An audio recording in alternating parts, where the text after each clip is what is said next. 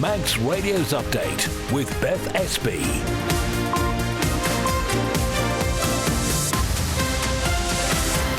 Well, Vastamai, good evening and welcome to Update, your rundown of what's been happening news-wise on the Isle of Man today. Coming up in the next half hour, as Safeguarding Week gets underway, we hear why exploitation is something we do need to worry about over here. Also tonight, a former minister offers his thoughts about government's current finances, and now he's officially announced his retirement. What is next for the Manx missile Mark Cavendish? All that will bring you the latest weather, traffic and travel as well. And as ever, if you'd like to get in touch, we'd love to hear from you. You can text 166 177 or you can email your comments through to studio@manxradio.com.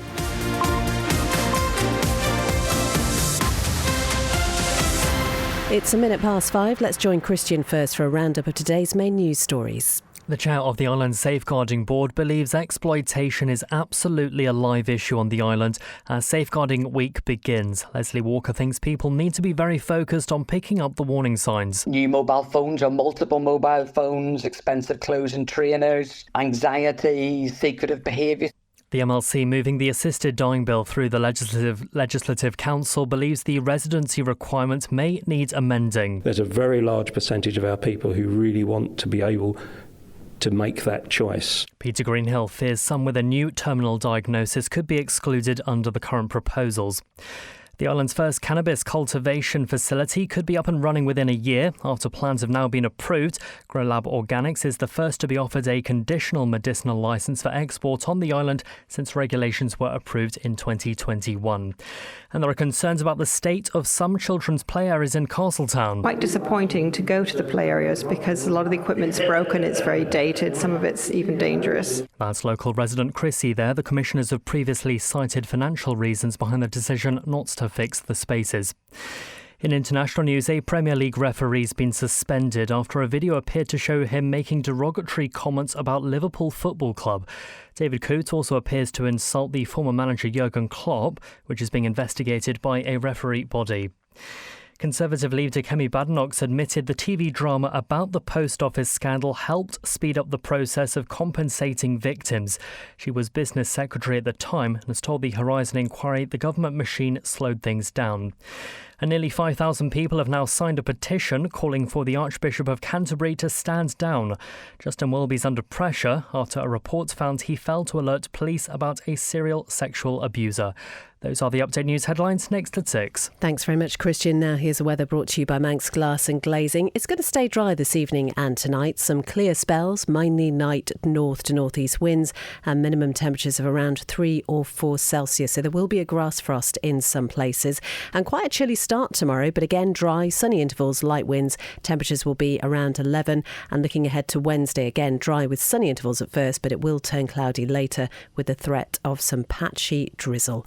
Sunset this evening, 4:22 it was. Sunrise tomorrow morning, 7:41. Manx Glass and Glazing can supply and install single, double and triple glazing. Call 674 573 or visit the showroom on the Snugborough Trading Estate. Cannell's Agricultural Supplies have been serving the good folk of the north for over 30 years, supplying homegrown wheats, whole and rolled oats, working clothing, fencing, animal feeds, parts, tools and emergency supplies. Call Julia on 880206 or find Cannell's on Facebook. Patricia Wild Opticians is celebrating over 30 years of friendly, caring service in Farm Hill and Ramsey. Visit us for professional eye care with stress-free parking. Phone Patricia Wild Opticians on 813 977.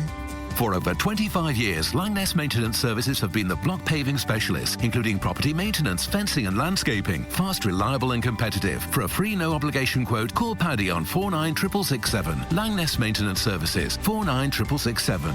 One architectural design company has particular expertise in achieving planning approval for a wide variety of projects, from landmark buildings to spectacular homes. Talk to the experts at Ellis Brown and get your project off the ground. For excellence in design, search Ellis Brown. You're listening to Update here on Manx Radio. It's coming up to 5:05. Well, as we just heard in the news headlines, exploitation is absolutely an issue on the island, and people need to be very focused on picking up the signs. It's the message from the independent chair of the island's Safeguarding Board this Safeguarding Week, which gets underway today. This year's theme is all age exploitation, and it really aims to highlight the harms young people and vulnerable adults face. Leslie Walker says there are a whole range of warning signs that someone is being targeted. In 2021, we actually launched an exploitation strategy. We had a big conference, and that introduced some new ways of working that focused on safeguarding children and young people. And we developed a whole new toolkit to support staff in knowing how best to work with exploitation. And that was with all of the partner agencies round the table, taking a really sort of proactive approach. And then since then, we've been out to evaluate the impact of some of that work, to look at where we need to strengthen some of the practice and support practitioners who work daily out in the field with some very difficult situations. And then since then, we've been very keen to really get a focus on exploitation in terms of adults, and particularly vulnerable adults who would be at most risk from exploiters, which are, can be individuals or a group, often organised crime, so that are deliberately targeting those that they may feel are vulnerable. So they're through either force, control, coercion, manipulation, or deceit. And far often, obviously, their financial advantage or power or control. And so, that can have a whole range of presentations. So particularly for adults, it can involve actually organised crime, individuals taking over a person's home for criminal purposes, which is known as cuckooing. For obvious reasons, they're coming in effectively to take over and use that person's address for illegal activities, whether it be storing, selling drugs, and a whole range of things. There's still a perception on the Isle of Man that some of these bigger issues we don't necessarily have here. There's always that phrase, isn't there, that the Isle of Man's so safe. So does the board do work to try and almost dispel that and educate the public more widely? Yes, very much. And during this week, we have been running a number of poster campaigns to raise awareness of the issues. I can only stress it is an absolutely live issue on the island, and that people need to be very focused on picking up the signs. That's the chair of the Island Safeguarding Board, Leslie Walker. You can find out much more about this at manxradio.com, and there will be more about Safeguarding Week on our breakfast programme tomorrow morning. 7.5 minutes past 5 now. You're listening to the Isle of Man's quintessential daily news and current affairs roundup. Update on Manx Radio. Well, turning to business now, and plans have been approved for a medicinal cannabis cultivation facility, the first of its kind here on the Isle of Man. Grow Lab Organics is to build its headquarters and production site on the Ronaldsway Business Park. Well, Lewis Foster was at the meeting of the Planning Committee where this was approved this morning. He joins me in the studio now. And Lewis, first of all, this has been quite a while in the making. It has, and we know planning isn't a quick process anyway, but this is different, of course. It's uncharted territory, so naturally there has been a lengthy process just to get to this point.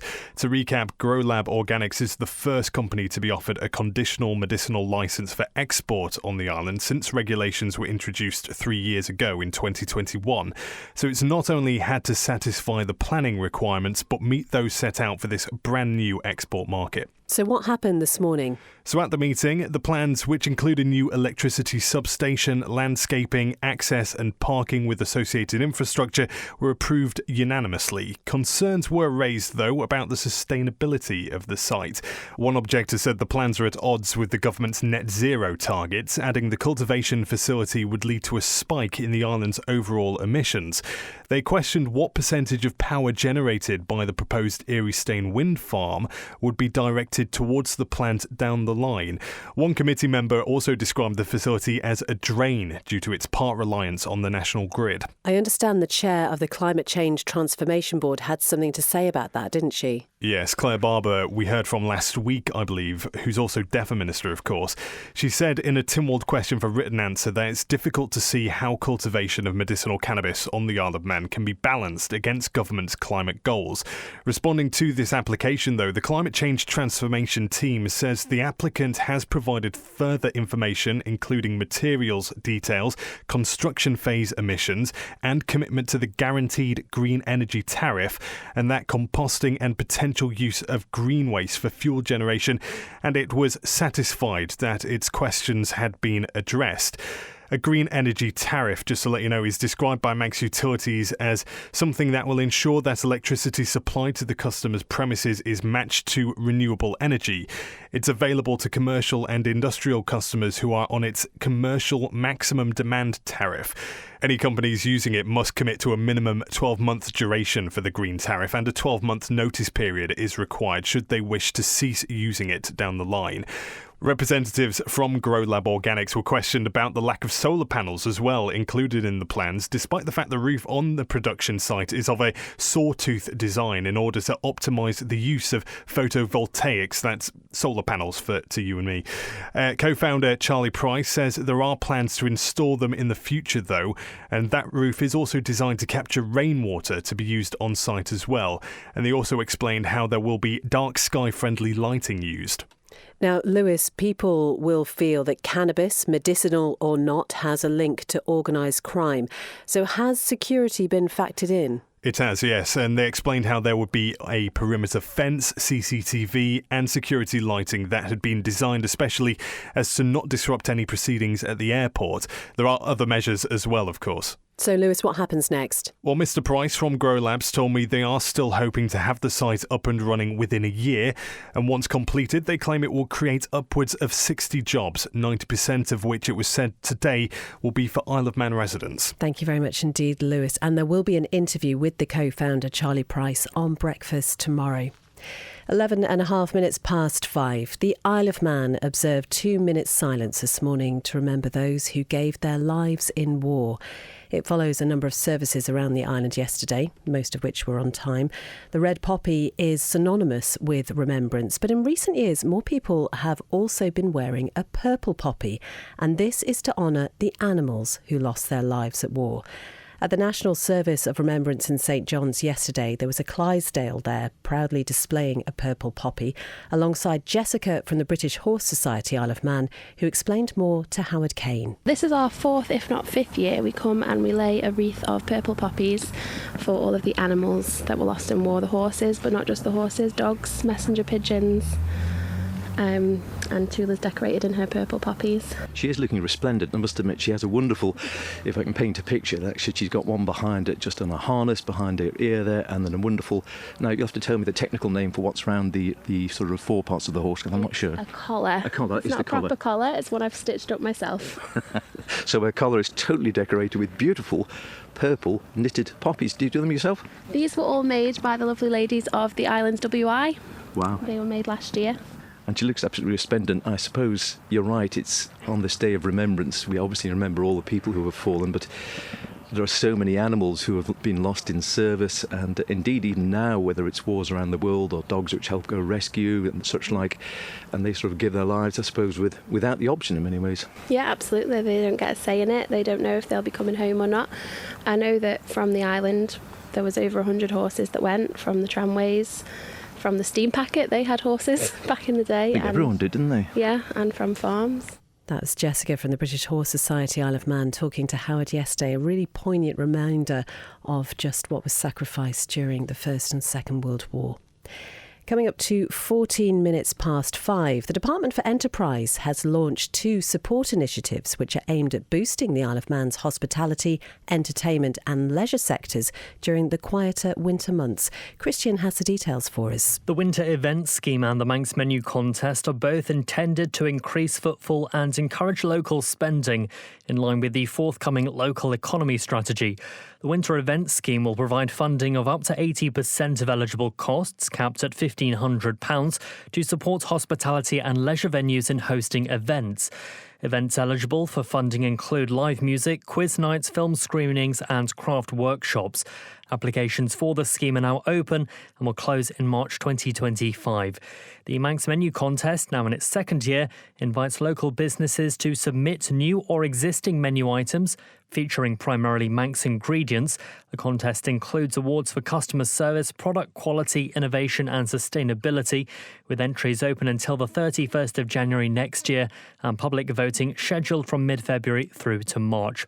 Last year's contest drew 123 entries from over 60 businesses, which the newly formed Hospitality Isle of Man Group aims to expand further in 2025.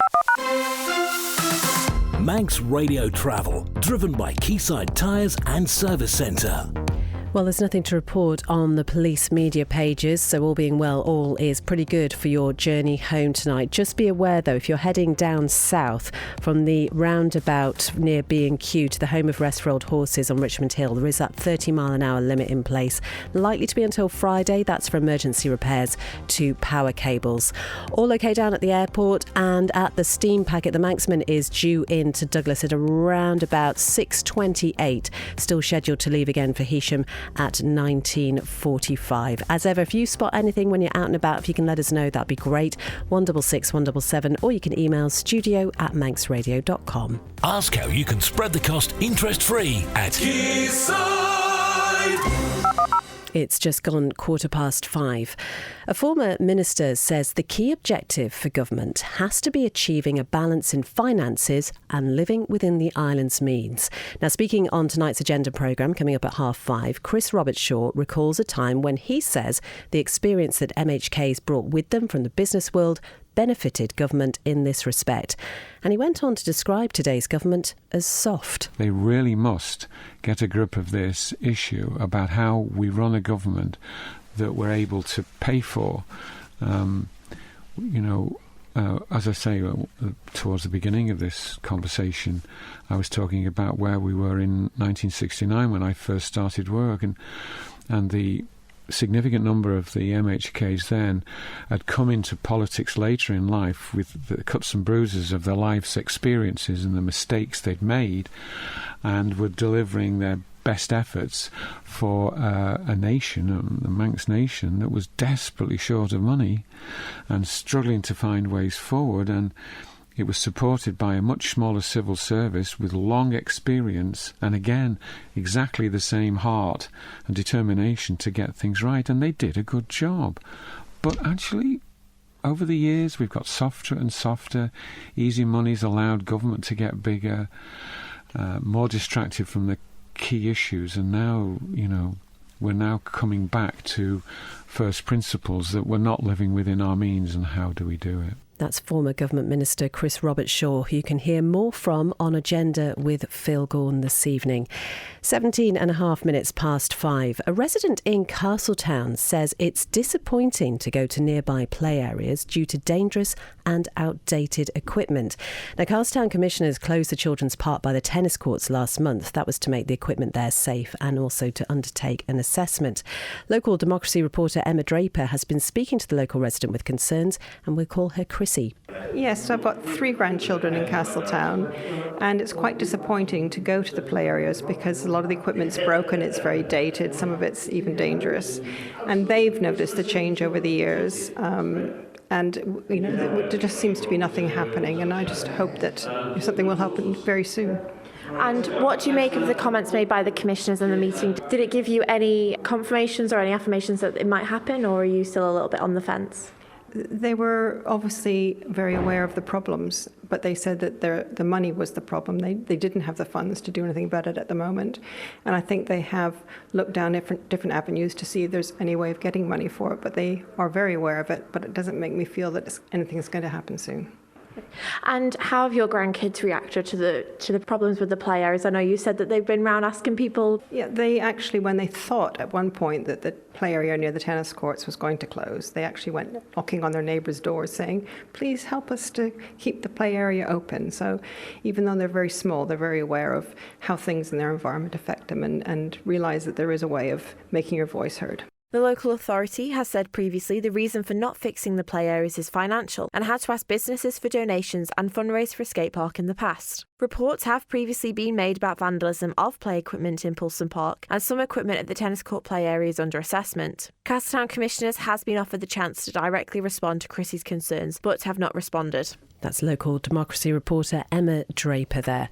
You're listening to Update on Manx Radio. It's coming up to 5:20. Let's go to the sports news now and say good evening to Darren Timpson. Good evening. Starting with FC Isle of Man, manager Paul Jones has praised the impact of Dean Pinnington following the forward's return from injury. Pinnington continued his form from the 3-1 win over Abbey Hay, where he scored at the ball, to score twice in a 3-0 win over Squiresgate on Saturday, and Jones believes the forward is starting to find his feet. He's come from the professional game, and it's a very different game to the game at the level of football we play at. And, the last couple of games, certainly since he's, been out from his injury, he's come back and he looks like he's adapted and he's figured it out now, and he knows where he can get the best out of himself. And it's really great to see. He's a game changer and a wonderful player. And, it's nice to see him really kind of starting to contribute to the team in the way that we know he can. Ravens boss Paul Jones. Onto motor racing, former Ireland resident Harry Payne has been crowned the FIM Sidecar World Champion for 2024 alongside his teammate Kevin Rousseau. Payne and Rousseau of Steinhausen Racing secured the victory during the final race of the season in Estoril, Portugal. The pair took the lead on the opening lap of the race and led right until the end to take the championship by 3 points.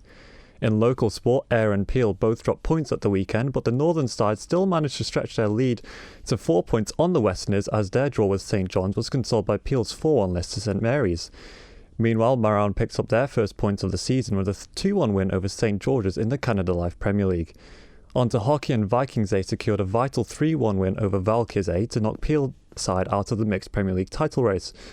The result means that only Vikings A or Backers A can win the title. However, Backers do have a 2-point lead over their rivals with 2 games left of the season.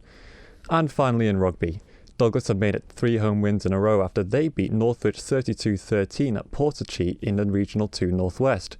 The Manx side now sit in 8th place but level on points with Altrincham Kersal and Widnes on 19 points. Vagabonds meanwhile have lost for the 8th time in a row this season after an 88-5 defeat to Clitheroe in the County 3 ADM Lancs Cheshire. Thank you very much indeed, Darren.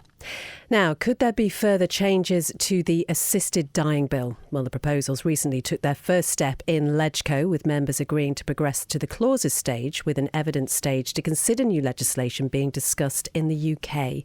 Peter Greenhill is the MLC responsible for moving the bill there. My own personal feeling on that is it depends actually when that terminal diagnosis takes place.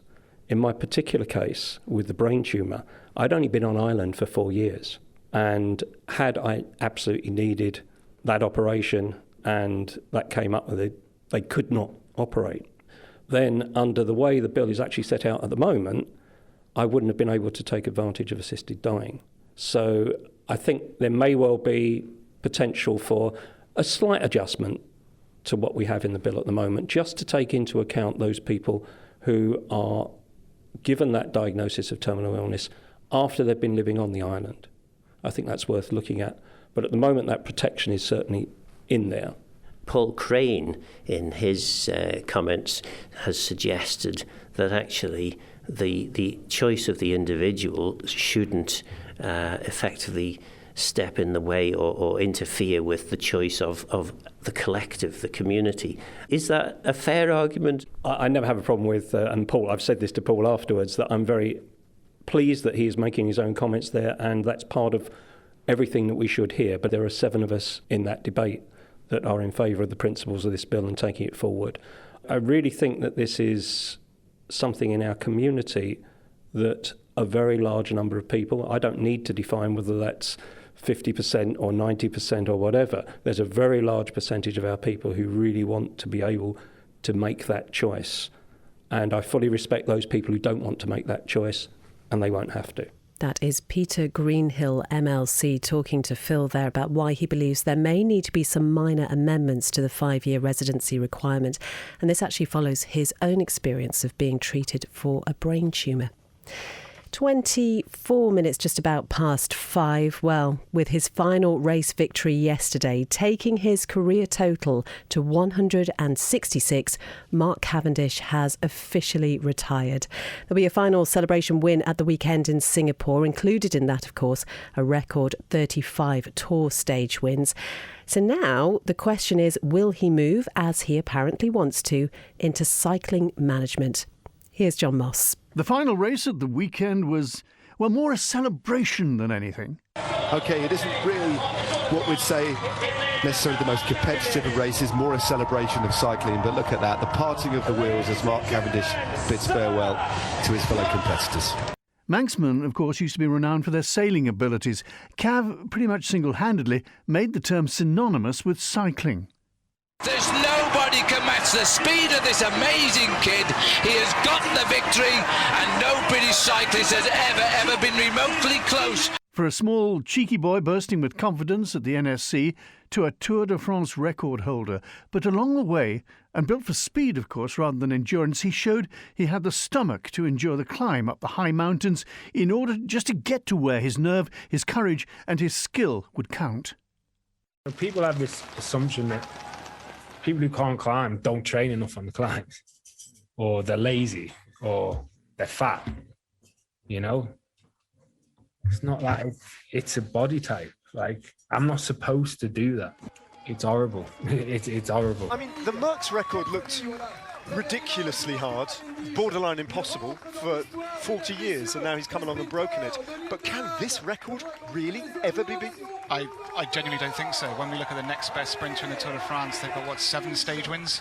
It's just such an incomprehensible record. And genuinely, I can't see how it will ever be beaten. So no longer the squeaky bum moments as we watched the closing yards of a tour stage and wondered if the Cavapult could do it again. You're simply the best.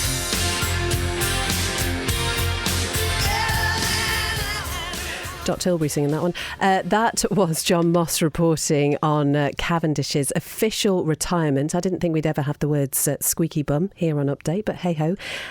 Incredible, isn't it? And I wonder whether that record will ever be broken. I suppose that's a question that's going to be on many people's lips, and we hope not, certainly from here in the Isle of Man, because what a thing the Manx missile has done. That is pretty much all from Update this evening. Thank you so much for your company. Just want to let you know that former Manx resident Pippa Lovell will be on MasterChef tonight from 9. We'll be hearing from her on breakfast tomorrow morning. Coming up next on Manx Radio FM, it's Agenda with Phil Gaughan. You can hear more from that Chris Robertshaw interview. Then Chris Kinley will be here live from 6 p.m. That's with Greatest Hits. Time for Brass with Ian Cottier is on from 9. And then Rianne will be with you to round off your Monday from 10 with After Hours. Do remember that, as ever, you can find out much more about all the stories we feature on Update at manxradio.com, and we really do welcome your thoughts. And if there's something happening in your area that you'd like us to focus on, do get in touch. newsroom@manxradio.com is the best email address. And if there's something you'd like to get off your chest before Man in Line tomorrow at midday, 682 631 is the out of hours number. Have a lovely evening, whatever you're doing, and we'll be with you back again from 5 p.m. tomorrow.